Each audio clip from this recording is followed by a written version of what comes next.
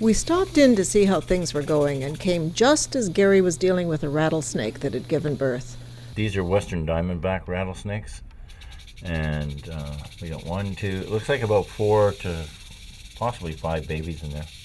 How old would they be? They would be probably, when did we clean the cage? 2 weeks ago? About a week ago? 3 weeks ago? 2 weeks ago? 2 weeks ago, yeah. Yeah, it was 2 weeks ago, so they're not old, they could be within 2 weeks, yeah.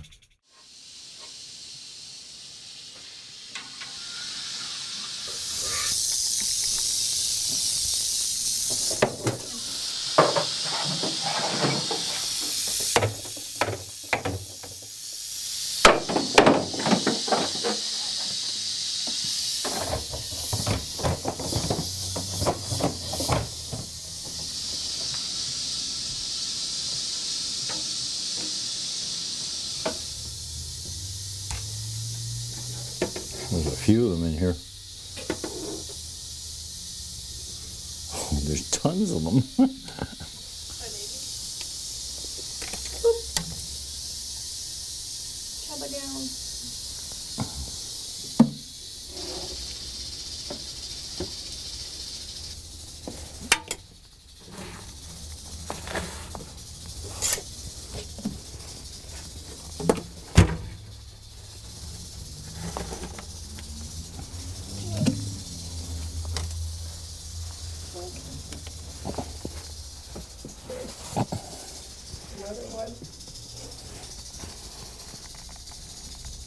They're all little rattling their little tails.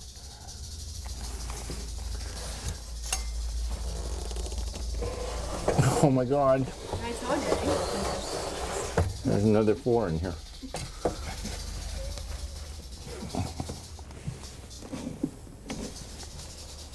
Oh, you're a good size one.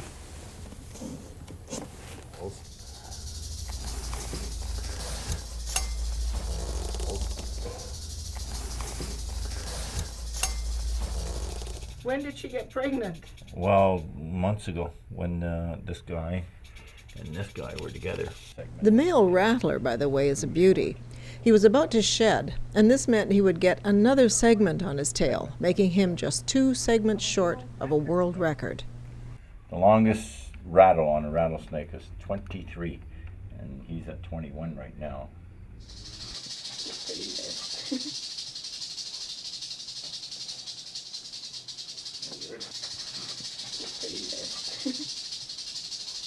To match the world record, 3. 4 days later, good news, a new home for Cinemazoo.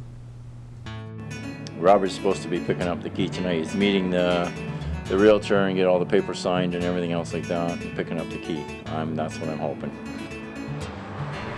The new location is in Cloverdale on Highway 15, just before the U.S. border. It's really big. Lots of room for all the aquariums and cages. I'm excited about it. I'm not looking forward to moving. Moving will be a huge job. There are now over 250 animals to move, plus all the cages and aquariums.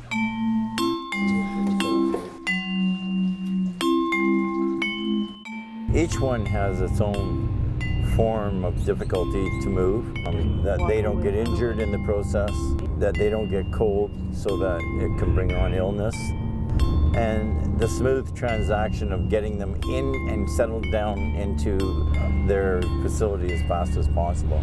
It's not an easy move. It's not like moving furniture. There's another room now. Still, he knows it has to happen. This will be the venomous snake room. So we'll be putting doors on here, a window over here so people can look in. What to do with the animals falling under the controlled alien species regulation drives much of the planning for this new space. So this is a Burmese python, an albino Burmese python. And we called call him Brittany. We used to call him Brittany until we found out she was a he. Brittany's known to audiences throughout the Lower Mainland, but he's over 3 meters in length, so under the new regulations, his presentation days are over. Under the new regulations, the public must be kept apart from these snakes, and kept apart means not even in the same room. We have to make sure this is secure, and all the animals are in locked cages within the boundaries of this. In addition to the big front room is a huge area in the back. Then our whole idea in this area is to make this an area where maybe we can keep some animals with heat lights coming down and everything. And we got to redo the walls and insulate them. We're looking at a new roof. This is just like a big lean-to. I'm hoping to put tarps over it so there's no leaking. And then we can just have rabbits and animals that can take the colder weather here. Yeah. Gary and his partner Robert were full of plans on this day. They'd be digging ponds and making alligator pits. Gary can see classrooms of children sitting at picnic tables out here, eating their lunch and learning more about animals. We'll have a turtle pond over there right against that big mural backdrop. It was like this place was built for us. I know, and we can walk through here and we've got penguins to the left and gators to the right, and students in front. Yeah. But it's also going to need a lot of work, building the ponds, building the enclosures. And right now there's no heat and no insulation in the area where the caimans and the American alligators will be kept. Still, it's only July.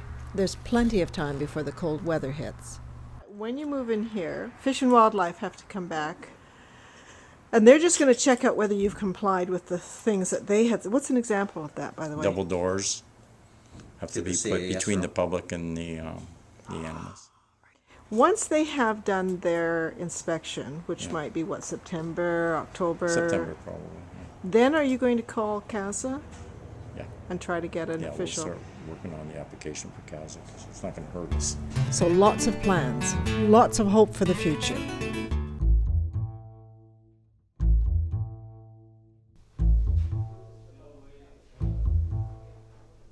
Later that month, with the move to the new location about to begin, Gary got a call from the Department of Fish and Wildlife that they planned to visit the old zoo the very next day. And they said they were interviewing people with exotic animals over here that were on the controlled alien species list. And and because my name was on the list as having the highest number of dangerous animals, they figured that this was the first stop they needed to make.